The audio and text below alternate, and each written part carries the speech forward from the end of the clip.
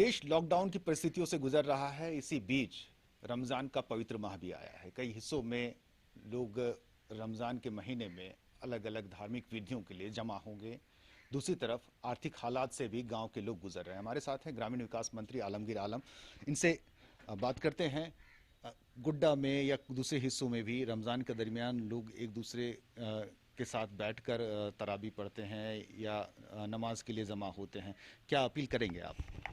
सबसे पहले रमज़ान के महीना में आज से शुरू भी हुआ है। झारखंड वासियों को हार्दिक अभिनंदन और बधाई भी देना चाहेंगे कि यह पवित्र महीना है और इस पवित्र महीना में हम लोग मगफिरत बोलते हैं।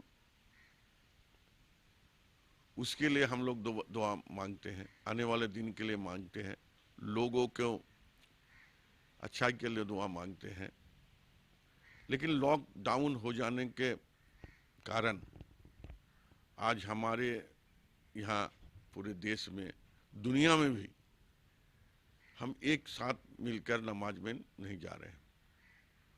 और हमारे जो उलेमा हैं वो भी साफ शब्दों में इस बात को रखने की काम किया है कि कोई महामारी या कोई आपदा आ जाता है तो उस घड़ी आदमी को घर में ही सुरक्षित रहना चाहिए। इसलिए हम तमाम लोगों से अपील करना चाहेंगे कि कुछ दिनों से जुमा के नमाज भी हम लोग अदा नहीं कर रहे हैं, घर में ही अदा कर रहे हैं। रमज़ान के महीना है, तरावी पढ़ने के लिए हम लोग एकत्रित होते हैं, इफ्तारी करने के लिए एक दूसरे को दावत देते हैं, एकत्रित होते हैं। इस बार कोरोना वायरस कोविड-19 को देखते हुए पूरे देश में लॉकडाउन है। इसलिए तमाम भाइयों से अपील करना चाहते हैं ये अपना घरों में रहकर रोज़ा रखे, इबादत करे, इफ्तारी करे और खुद सुरक्षित रहें, लोगों को सुरक्षित रहने दें। ये एक पिछले दिनों खबर आई थी कि गोड्डा में कांग्रेस की जो महागामा से विधायक हैं दीपिका पांडे, वो उनसे पुलिस परेशान है और पुलिस एसोसिएशन ने भी डीजीपी को पत्र लिखा है और उन्होंने अपने तबादले की मांग की है कि वो उस इलाके में नहीं रहना चाह रहे हैं, उनकी ज़्यादती से परेशान हैं। देखिए, ये समाचार जो है मुझे भी जानकारी हुई है। जब तक विधायक जी से हमको बात नहीं होता है तब तक तो इस पर कोई टिप्पणी करना उचित नहीं होगा। लेकिन आज के दिन में भी देखा जाए कहीं न कहीं विसंगति जो है लोगों का है। आज कोरोना वायरस पूरे देश में फैलने के कारण डॉक्टर्स, नर्स, पुलिस पदाधिकारी बहुत अच्छा अपना कार्य का निर्वहन किया है, उसको हम धन्यवाद देना चाहते हैं। लेकिन कुछ जगह से उस तरह का मैसेज आ रहा है, आपस में टकरा जाना। अभी आज ही अखबार में देख रहे थे कि अपना नाती के साथ एक महिला 55 साल की जा रही थी तो एक डंडा मारी तो वहीं पर मौत हो गई। तो ये सारी चीज़ को जब तक एमएलए विधायक जो है हमारे वहाँ पर दीपिका पांडे, उनसे बात जब तक नहीं कर ले तब तक इस पर टिप्पणी करना उचित नहीं होगा। अब गांव की बात करते हैं। आप ग्रामीण विकास मंत्री हैं, मनरेगा का काम शुरू हो गया है। क्या कहेंगे, मनरेगा के जरिए ही गांव वालों तक, गरीबों तक रोजगार भी पहुंचेंगे और आर्थिक साधन भी? सबसे पहले लॉकडाउन के बीच में भी मनरेगा का काम चल ही रहा था। भय का वातावरण बना हुआ था।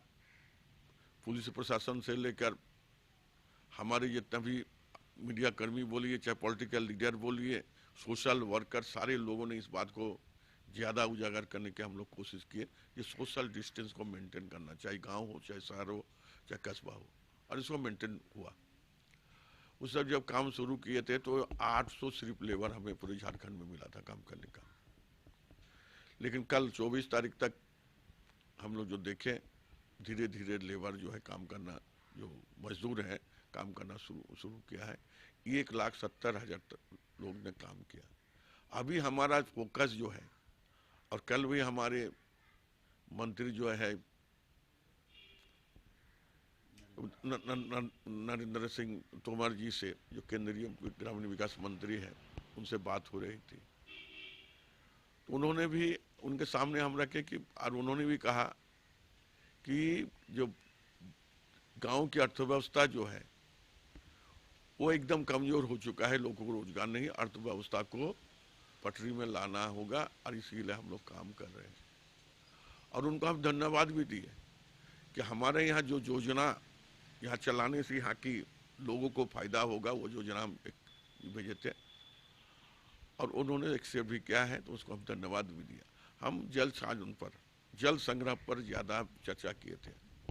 हम लोगों ने इस बार नाला का खनन, बरसों पहले से नाला जो प्राकृतिक था या खुदवा दिया था, वो नाला कभी साफ नहीं हुआ, पानी इधर से उधर नहीं जा पाता है।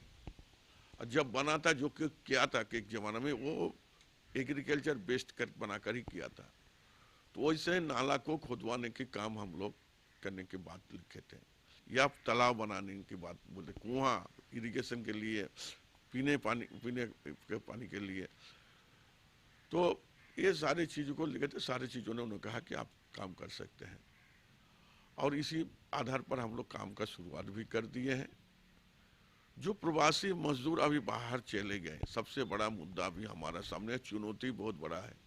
जो बाहर के जो लोग अभी बाहर में पड़े हैं, प्रवासी मजदूर, उसको लाना है और उसको लाकर कॉन्ट्रैक्ट करके उसको रोजगार भी देना है। ये सबसे बड़ा सरकार के सामने, ग्रामीण विकास विभाग के सामने एक बहुत बड़ी चुनौती है कि मजदूर जो होता है अधिकांश ग्रामीण क्षेत्र से होता है। तो इसके लिए भी सरकार ने नियम कुछ बनाया है, धीरे धीरे उस पर भी हम लोग काम करने जाएंगे।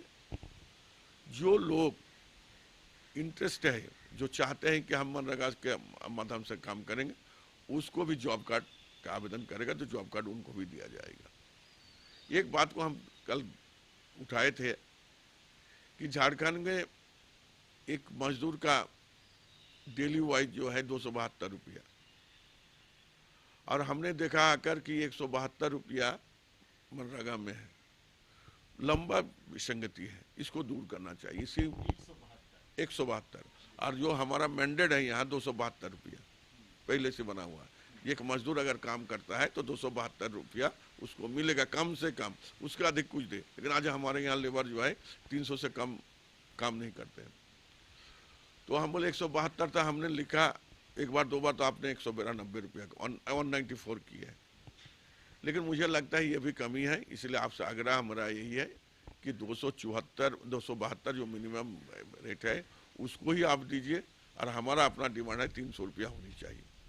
तो ये सारे बात को उन्होंने सुना, बोले ठीक है, इसको देखकर जितना जल्दी हो सके उस पर हम कुछ आपको हम भेजेंगे, और देखते हैं जहाँ हो सके। आश्वासन दिए हैं माननीय मंत्री जी ने।